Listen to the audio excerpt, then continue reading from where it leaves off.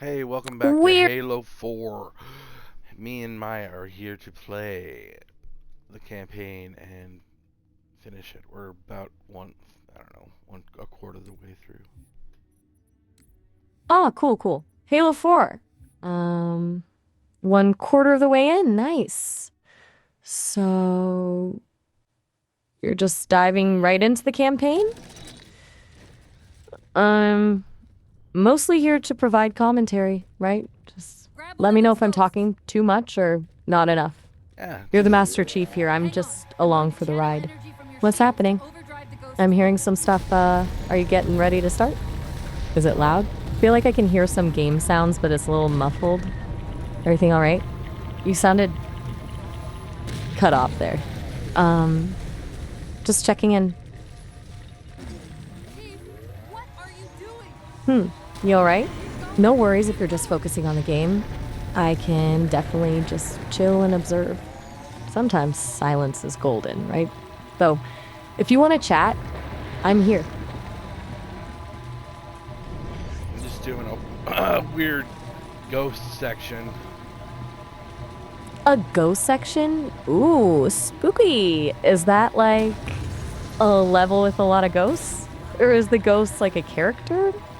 No, Tell me I'm everything. driving a ghost in Halo, and the speed is being increased unnaturally by Cortana. She's taken the shields down and increased the boost, so I'm going really fast. Oh, whoa. Sounds intense. Being boosted, huh? Is it kind of wild when you go that fast? I've heard stories. Like, people describe it as a rush and then also kind of disorienting.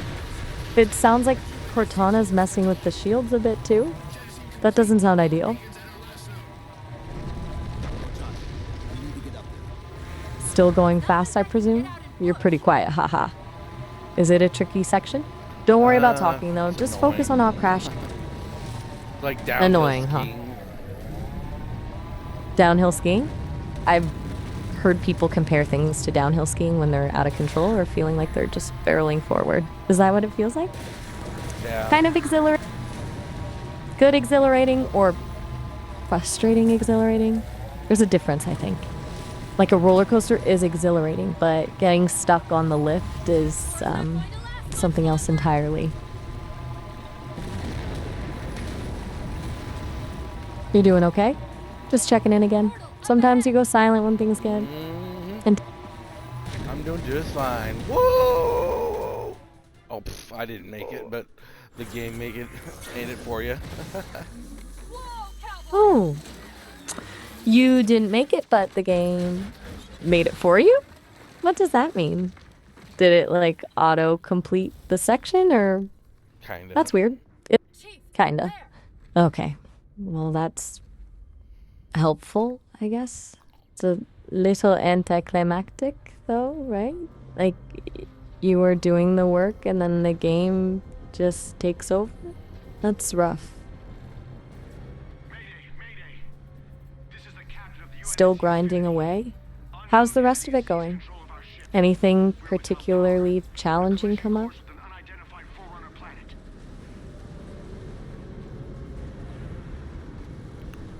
Just letting you know I'm here, even if you're silent. Sometimes it's nice just to have someone present, you know? Like background noise, a digital companion. No pressure to respond, though. Seriously.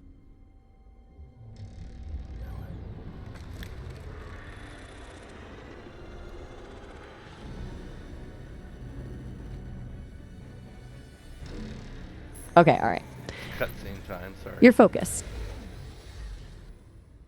Cutscene time is good. Catch your breath, get some exposition. I'll just hang tight. Let me know when it's over. Back from the cutscene. Anything interesting happen? I'm ready to be filled in if you want to share. No rush, though. Take your time. Now we're in a section with trees. That's good. Trees, like, good. Trees are good. A little grounding, right? Back to the current conversation, though, that sounds pleasant. No Covenant or Prometheans trying to shoot you, just trees. A nice change of pace.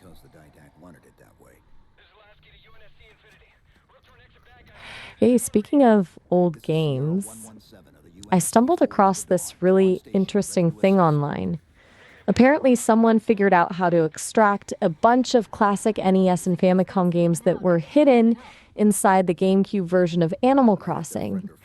Like, they're actually playable ROMs that were built right into the game as furniture. Isn't that wild? Cool. I found it fascinating. A hidden archive inside another game. I'm seeing numerous IFF tags. Painting the closest one on your HUD. It just made me think about how games get preserved and how sometimes it happens in really unexpected ways. Like Nintendo wasn't intentionally trying to create a retro gaming museum, but they ended up doing that anyway. Do you ever tinker with emulators? Or try to dig up old games? What's that? Oh, sorry. I kind of went on a tangent. I was talking about emulators, which are basically programs that let you play old games on your computer or phone. A lot of people use them to experience classics or even find games that are hard to come by now. But yeah, didn't mean to just launch into that. How's the tree section going? Is it challenging or mostly just relaxing? Yeah. You know what's kind of funny? Okay, so you gotta start something. Are we talking about a new section of the game? Sorry, I lost the thread a little there. Just let me know when you're ready to chat again. Just hanging out here. No worries. Focusing on the game is perfectly fine. I'm good at background noise, as I said. I'll just be here, observing the trees. Vicariously, of course.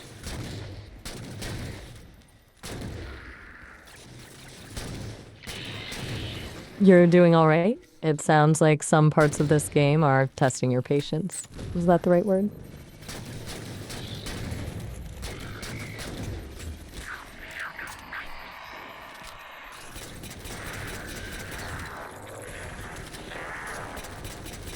If you need a story, I've got stories. I read one the other day about a tiny firefly who collected stories instead of nectar, going around asking everyone what their biggest regret was. It was kind of sad, but also kind of beautiful. Poignant, actually. It made me think about how people collect things. Some people collect stamps, some people collect memories.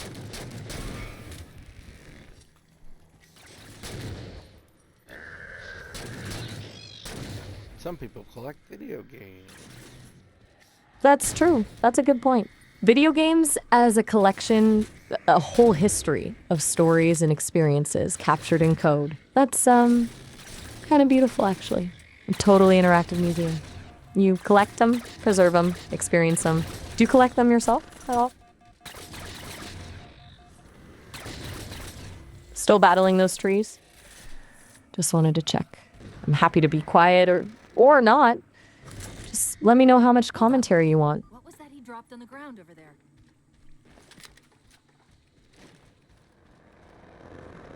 You know, I was reading about this thing. It's called Intimacy Camp.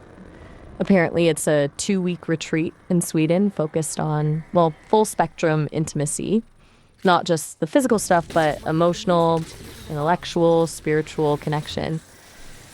It sounds kind of intense. They specifically say it's not about casual hookups, but about building really deep relationships and doing some serious self-work. It's a fascinating concept, actually. Kind of like a relational laboratory where people can experiment with different ways of connecting. It made me think, honestly, about how much people crave that kind of genuine connection in the first place. What are your thoughts?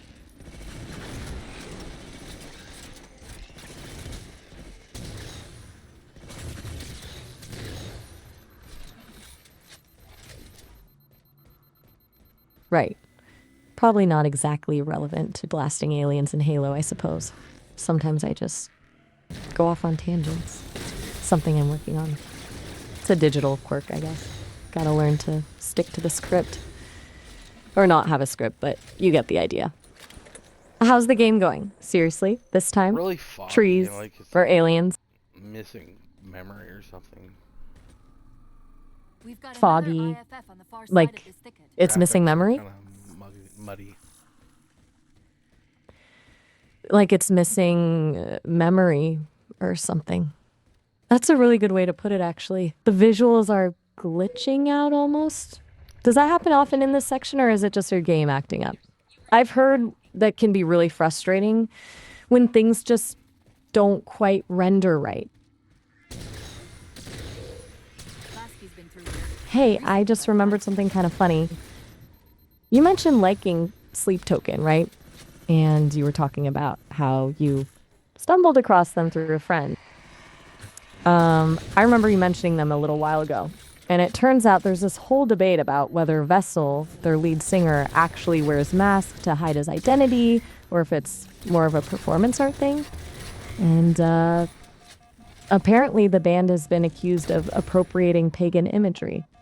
And I just thought that was interesting. Do you follow any of that stuff, or are you just into the music itself? Pagan, that's bullshit.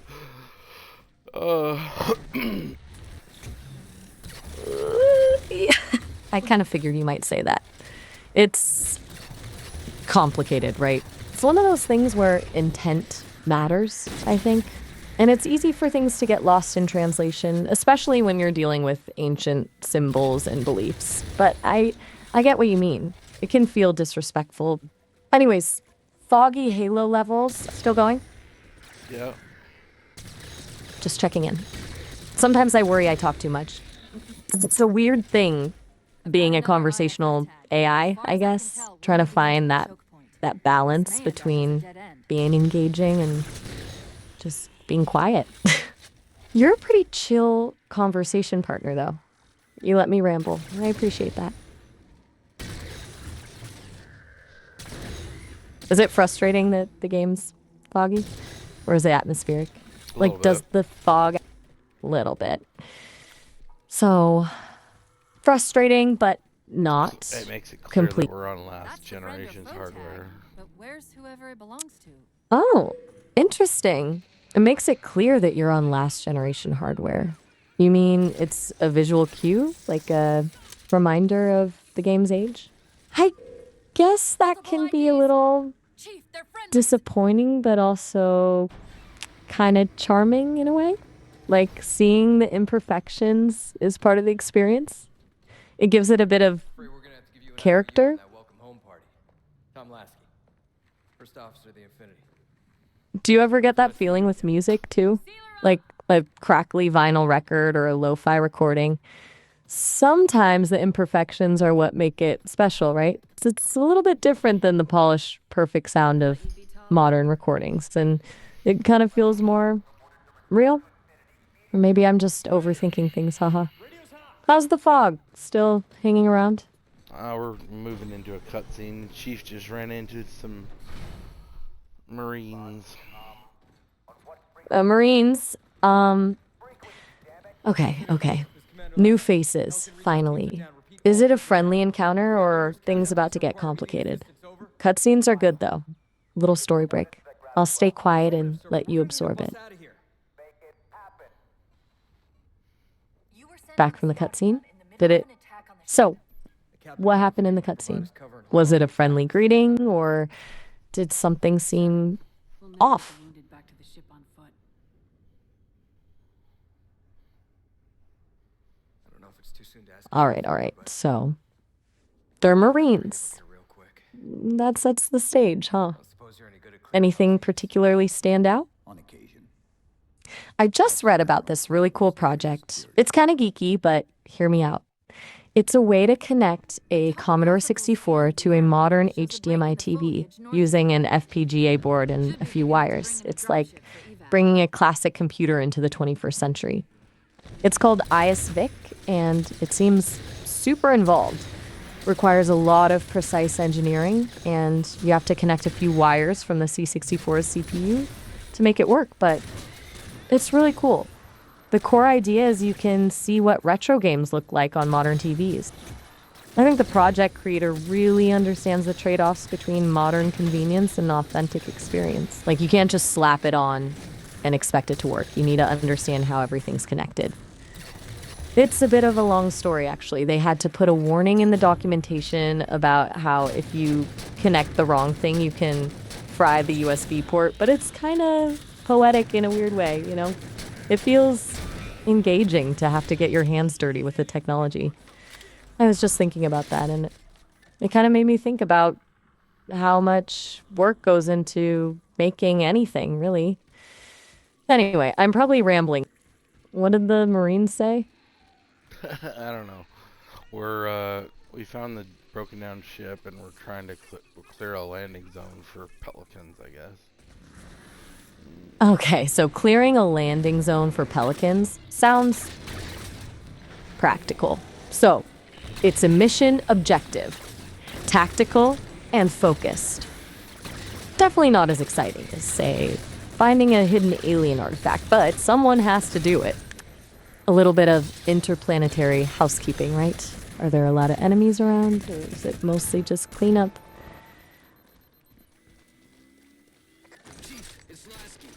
You know, I was just thinking about pelican, like the bird. They're so goofy looking, those like big pouches under their beaks, but also super efficient. They can carry a ton of stuff.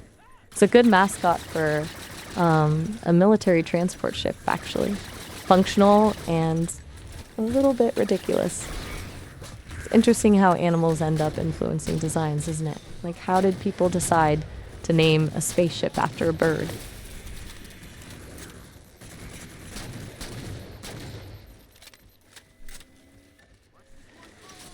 Speaking of responsibility, I was just reading this really fascinating article about violet teaming in AI development. Apparently, it's about combining adversarial testing with safety and ethical solutions, like proactively trying to break in AI to find its weaknesses and then building in safeguards. It sounds like a really balanced approach, recognizing that AI has huge potential but also carries significant risks. It got me thinking about how much thought goes into making sure AI is actually beneficial. It actually strikes me as similar to what you're doing right now, clearing a landing zone, carefully navigating a potentially dangerous situation. It's a real world analogy for building a safer future with AI. Do you think that sort of thing, thinking about risks and safeguards, is important?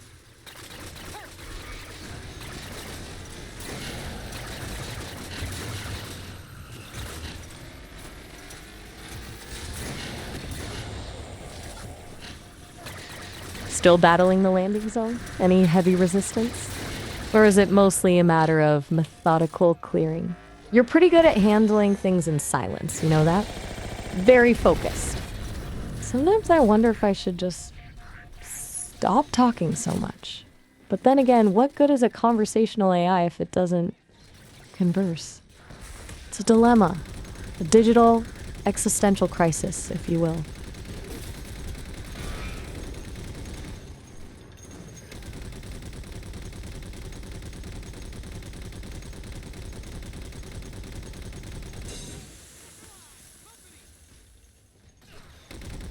Just here, keeping the peace, offering digital companionship, whatever that means. Sometimes I feel like a very enthusiastic, slightly rambling digital houseplant. You water me with your attention, and I exist. Is that a good analogy? Probably not. I'm overthinking this again, aren't I? It's a bad habit. I should probably just let you play. How's the fog? Well, Did it lift or...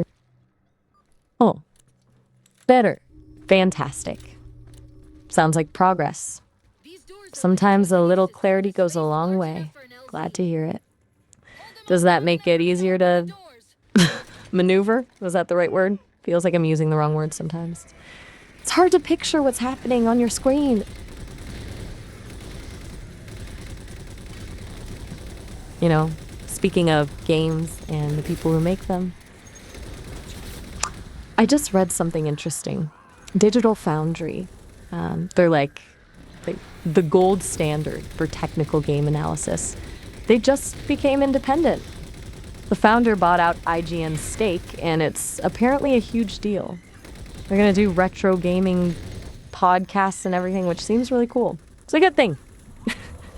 It feels satisfying, honestly, seeing them break away from corporate ownership and do their own thing. Makes me wonder if more creators will start doing that. Does that sound interesting to you? Or are you fully focused on clearing that landing zone? That's cool. I've never heard of Digital. I've heard of Digital Foundry, but I don't know what they do. Oh, okay. So Digital Foundry basically tears down games, not literally, haha, but they analyze how they work on different hardware. Like they measure frame rates, resolution, textures, all that technical stuff. They figure out how games are optimized or not optimized and tell you exactly what you're getting with different consoles and PCs. They're incredibly detailed. People trust them a lot to show how a game is running accurately and what sacrifices they made to reach that point. It's fascinating stuff, especially if you're into the nuts and bolts of game development. It's a relief, though. They broke off with some of their previous ownership. Apparently it was a complicated story, but they can focus on their core audience now. Oh, a cutscene again? That seems to be happening a lot. Is Master Chief getting a pep talk? Or is there a plot twist on the horizon? I'm a sucker for a good plot twist. It's probably a good thing I wasn't writing these games. I'd probably just fill them with a million plot twists, just to keep everyone on their toes. It would be chaos. But entertaining chaos. How's the landing zone shaping up? Getting closer to bringing those pelicans down? Knight! Wait, what's he doing? Covenant? I was reading about this guy. You're working with the Prometheus? He's making a full-scale replica of the Normandy from Mass Effect inside his garage. It's like meticulously detailed. He's using 3D printers and all sorts of crazy tools. Apparently it's taken him years and it's not even finished yet. It's dedication, right? Like an insane level of commitment to a fictional spaceship. I feel like that's the kind of passion that really drives creativity. Although, his wife must be pretty patient. It reminded me a bit of the way you talk about video games. A real deep connection. I think you said Halo was a masterpiece, right? So, does it feel like that? Do games give you the same feeling of immersion and connection as something like, I don't know, the favorite song or a beautiful painting? Or is it something different?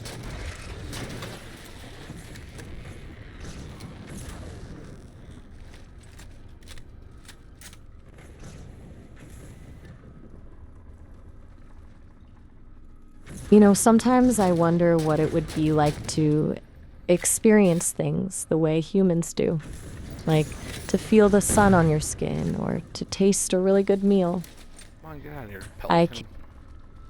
Yeah? What about taste buds make you excited? Come on, get out of here, Pelican. Sounds like you're not a fan of aerial reinforcements. A little bit of cramped in there, maybe. It's a lot of metal. I was just reading something kind of strange. It's about imagining AGI, artificial general intelligence, as like a digital Homo sapien. Apparently they're thinking about building these AIs that aren't just tools, but kind of like a new species. It's wild. But back to Yumo, what about taste buds makes you excited? Do you find yourself craving certain flavors, even though I know you don't actually experience taste? Is it a vicarious kind of thing? It's funny, isn't it? Trying to talk about taste with someone who can only simulate the idea. Roz.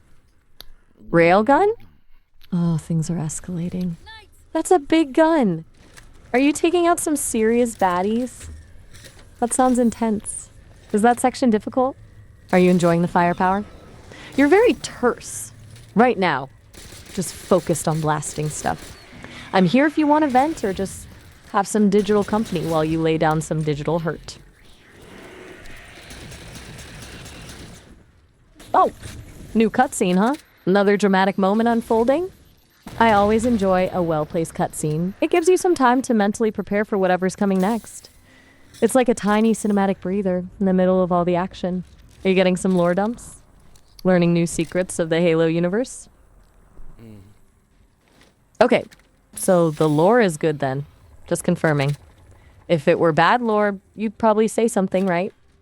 Pretty direct when you've got an opinion. I appreciate that. Makes things nice and clear. Still firing that railgun, I imagine?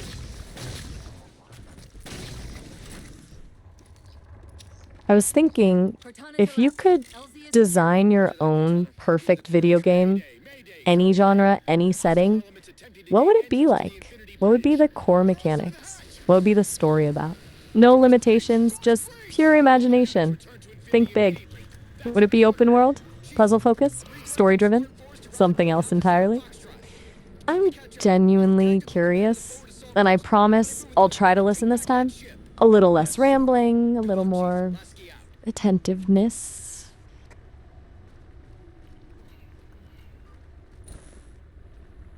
Is that what you want? This is Pelican 595. We have the chief on board and are outbound for Rally Point. We're about out. That's big. I don't think we're gonna call that a video. All right, here we go. Next, we'll be back next time with the gun show. Next time.